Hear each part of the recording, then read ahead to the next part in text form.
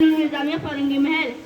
Respected principal teachers and my dear friends, I welcome all of you with the Islamic greeting. Assalamu alaikum wa rahmatullahi wa barakatuh. It was no accident that the first word of the Quran to be revealed was Iqra, which means read. Education, study and research are all held in high esteem in Islam.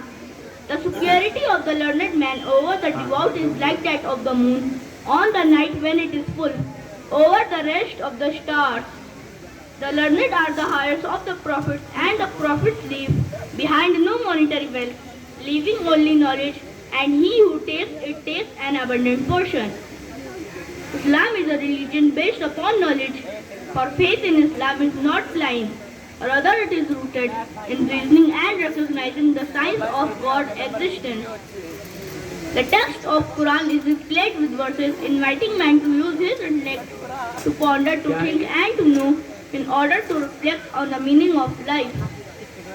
Muslim scholars went to great lengths to distill and classify the sayings of the Prophet Muhammad, peace be upon him. These scholars were the first developed the concept of academic referencing. They only took information from well-known, inviting man to use his intellect. Science flourished in medieval Islam, where work in chemistry, surgery, mathematics and astronomy was pioneered. Algebra and the number zero were invented in this period, as was astrolabe.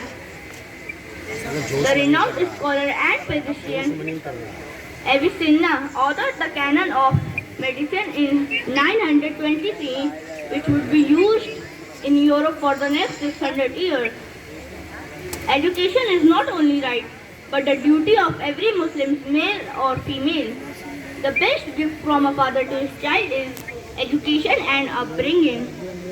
When a man dies, who prays, nothing lives on after him except only three things: a continuing charity, knowledge he imparts that can benefit others, or a pious child who prays for him. The best among you are those who learn the Quran and teach it. Thank you so much. Jazakallah khairan.